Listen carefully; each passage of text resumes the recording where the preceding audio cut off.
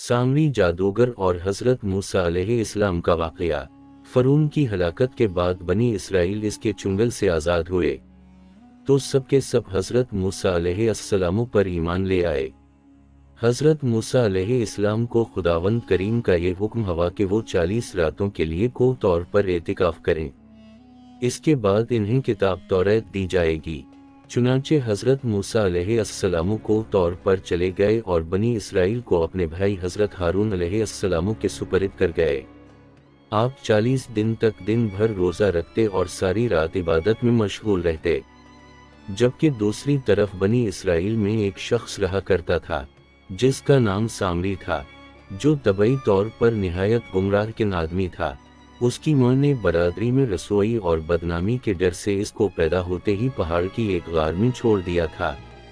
हजरत जबराइल अलैहिस्सलाम ने अल्लाह तबारक व तआला के हुक्म से इसको अपनी उंगली से दूध पिलाकर पाला। यही वजह थी कि ये हजरत जबराइल अलैहिस्सलाम को पहचानता था। इसका पूरा नाम मूसा सामरी है और हजरत मूसा अलैहिस्सलाम का नाम भी मूसा है। मूसा सामरी को हजरत जबराइल अलैहिस्सलाम ने पाला था और हजरत मूसा अलैहिस्सलाम की परवरिश फ़रऊन के घर हुई थी। मगर खुदा की शान के फ़रऊन के घर परवरिश पाने वाले मूसा अलैहिस्सलाम खुदा के रसूल हुए और मूसा सामरी जो हजरत जबराइल अलैहिस्सलाम का पाला हुआ था वो काफिर हुआ। जिन दिनों हजरत मूसा अलैहिस्सलाम को तौर पर अल्लाह की इबादत में मशगूल थे, वहीं सामरी ने आपकी गैर मौजूदगी को गनीमत जाना और उसने बनी इसराइल के सोने चांदी के जेवरात को पिघलाकर इससे एक बिछड़ा बनाया। फिर हजरत जबराइल अलैहिस्सलाम के घोड़े के कदमों की खाक जो उसके पास महफूज थी, इसने वो खाक बिछड़े के मुंह में डाल दी तो वो बिछड़ा बोलने लगा। फिर सामरी ने मजमा आम में ये तकरीर शुरू कर दी कि ए बनी इसराइल, हजरत मूसा अलैहिस्सलाम खुदा से बात करने के लिए को तौर पर तशरीफ ले गए हैं, लेकिन खुदा तो हम लोगों के पास आ गया है और बिछड़े की तरफ इशारा करके बोला कि यही खुदा है। उसने ऐसी गुमराह किन तकरीर की कि बनी इसराइल को बिछड़े के खुदा होने का यकीन आ गया और वो बिछड़े को पूजने लगे। बयान किया जाता है कि उस वक्त 12,000 आदमियों के सिवा सारी कौम ने चांदी सोने के बिछड़े को बोलता देखकर इसको खुदा मान लिया और इसके आगे सरबसजूद होकर इस बिछड़े को पूजने लगे।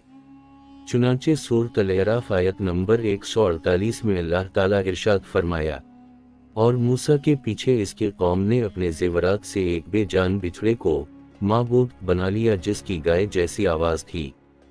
क्या इन्होंने ये ना देखा कि वो बिछड़ा उनसे ना कलाम करता है और ना इन्हें कोई हिदायत देता है। इन्होंने उसे माबूद बना लिया और वो जालिम थे। जब 40 दिनों के बाद हजरत मूसा अलैहिस्सलाम खुदा अज़्ज़वजल से हम कलाम होकर और तौरात शरीफ साथ लेकर बस्ती में तशरीफ लाए और कौम को बिछड़ा पूजते हुए देखा तो आप पर बेहद गज़ब और जलाल तारी हो गया।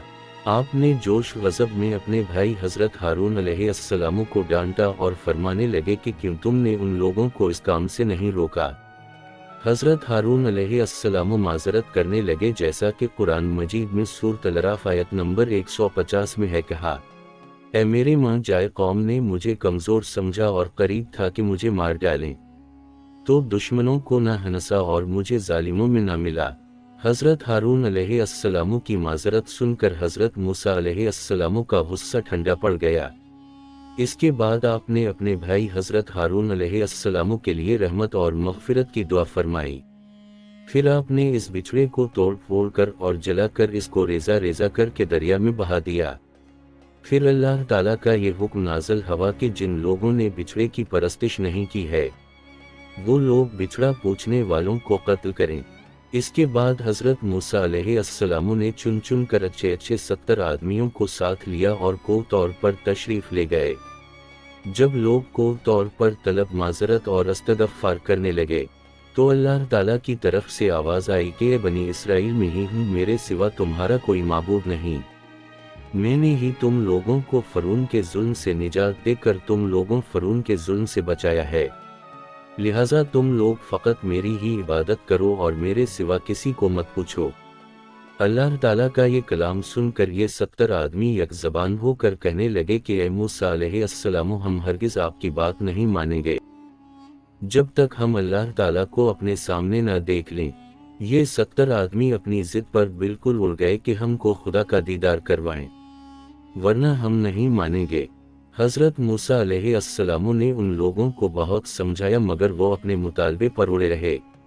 پھر اللہ تعالیٰ نے اپنے غضب و جلال کا اظہار اس طرح فرمایا کہ ایک فرشتہ آیا اور اس نے ایک ایسی خوفناک چیخ ماری کہ خوف و دہشت سے ان لوگوں کے دل پھٹ گئے اور یہ 70 آدمی مر گئے۔ پھر حضرت موسیٰ علیہ السلام نے خداوند عالم سے ان لوگوں کے لیے زندہ ہو جانے کی دعا مانگی، تو یہ لوگ زندہ ہو گئے۔